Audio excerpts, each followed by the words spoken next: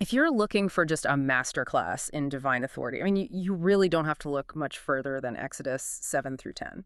We're jumping into the first 9 plagues today, and it's this extraordinary sequence that shows not just raw power, but just sovereign control over everything. And our mission, really, is to understand the structure here. This isn't just a random series of disasters. You have to see it as theological warfare. Yeah.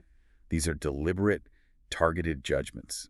They're designed to confront Pharaoh's incredibly hard heart, and this is key, to systematically take apart Egypt's entire religious system.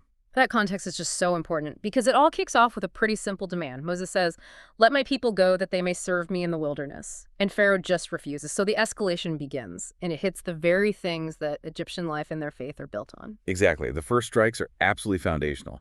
They immediately go after the major gods that Egypt relied on for everything. So let's unpack those first three. First up, the water turns to blood. And this is so much more than just a public inconvenience. The Nile wasn't just a river, it was the lifeblood of the whole civilization. It was tied to powerful gods like Hapi and Khnum. So what happens when your life giver becomes toxic? Well, you get instant chaos. I mean, inescapable chaos. They suddenly realize that their most sacred resource is not only poisoned, but their gods can do absolutely nothing about it. The water turning to blood proves that the source of their life is controlled by a higher power, a power that is now judging them. Which brings us pretty quickly to plague number 2, frogs. Just frogs everywhere. Why was this such a pointed insult to the Egyptians? It's a direct challenge to the goddess Hecate. She was represented by a frog, and she symbolized fertility and rebirth. So they worship this symbol of life and abundance, and then suddenly that very same symbol becomes this grotesque, suffocating curse. It's a perfect example of divine irony, turning what you rely on for a blessing into an instrument of judgment. It just makes life unbearable. Okay, and then plague 3, gnats. The dust of the earth turns into gnats. This part's fascinating because it feels like a real psychological shift, doesn't it? It really does, because up until this point, Pharaoh's magicians, they'd been able to mimic the first 2 plagues. It probably gave Pharaoh this illusion that he was still in control.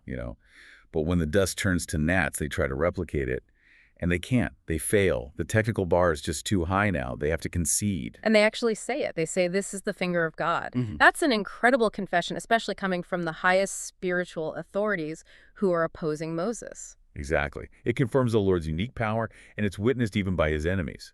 So these first 3 plagues, they've stripped away their resources and the illusion of their God's power. But now, with plague 4, the whole narrative shifts. We start to see this theme of deliberate distinction. I think this is where it gets really powerful for anyone listening. It moves beyond just showing power. Now it's about demonstrating targeted justice, but also mercy through this clear separation. God is about to prove his power not just by what he destroys, but by who he protects. And that starts with the 4th plague, Mm. the plague of flies. While these swarms are plaguing the Egyptians, the crucial detail is that the land of Goshen is spared. This isn't collateral damage anymore. It's surgical. The judgment is precise and the protection is absolute. And that precision is followed by one of the most economically devastating attacks, which is plague number 5. Yeah. The death of their livestock. We're talking about Egypt's wealth, their livelihood, their transportation. It all just perishes. But Israel's livestock, Mhm. completely unharmed. Yes, and this was a direct shot at Egyptian gods associated with cattle, especially Apis, the sacred bull god. The Mhm. judgment just hammers the Egyptians' wealth, and it confirms God's complete protection over his people's economy, over their food. And the judgment keeps escalating, right to their bodies. Plague 6, boils. Painful sores break out on the Egyptians. And that includes Pharaoh's own magicians. It's a physical humiliation. It moves the judgment from their property to their own bodies. It strikes at their ritual purity, their physical health. It proves their gods can't protect their rivers or their cattle, and now they can't even protect the health of the people who worship them.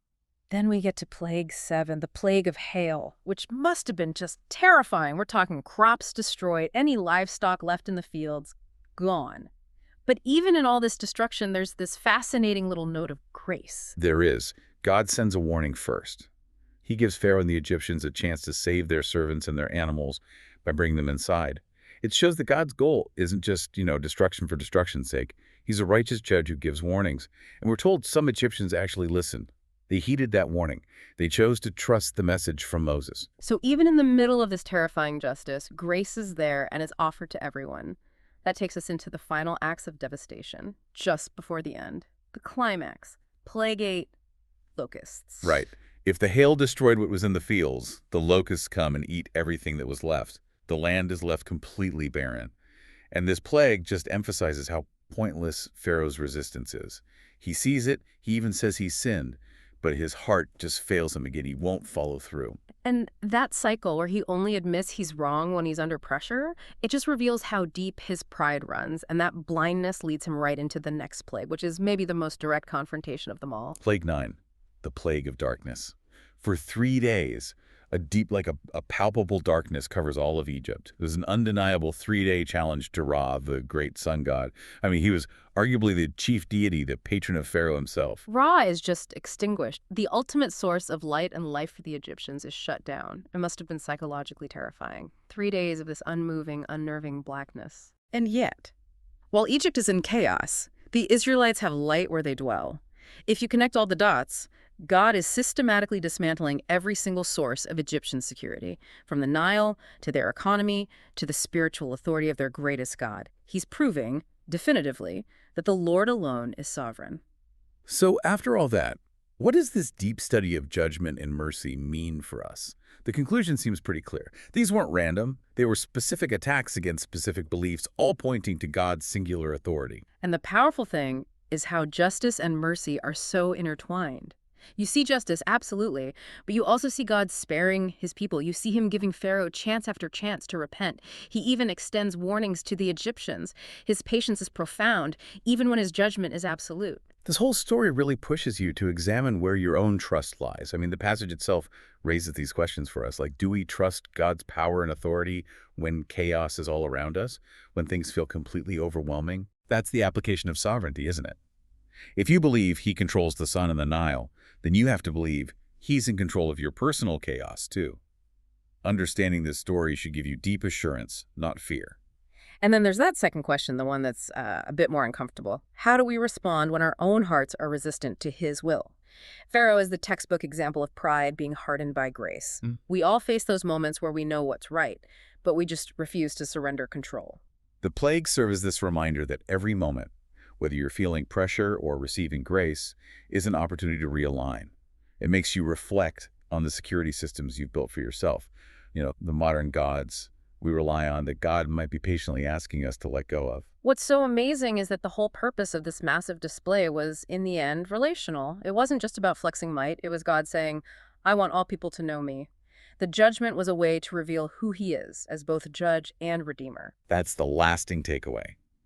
Reflecting on the sheer unmatched power in these plagues shouldn't lead us to despair, but to assurance. We see a God who is intimately aware of his people. He's active in the world, fighting for their freedom and for them to know him. That is a powerful thought to end on. So based on this deep dive, here's a personal challenge for you. Consider committing to surrendering one area of resistance in your life. Maybe it's a fear about money, a relationship, a personal ambition to the authority we see in this account. Trust that his complete sovereignty is ultimately for your good. And when you face your own moments of darkness or desolation, just remember the distinction shown in Goshen. You are protected, you are known, and the discipline you experience or the grace you receive should always, always draw you closer. Thank you so much for joining us on this deep dive into the targeted judgment and relentless mercy in the first 9 plagues. We really hope this exploration has given you not just facts, but true perspective.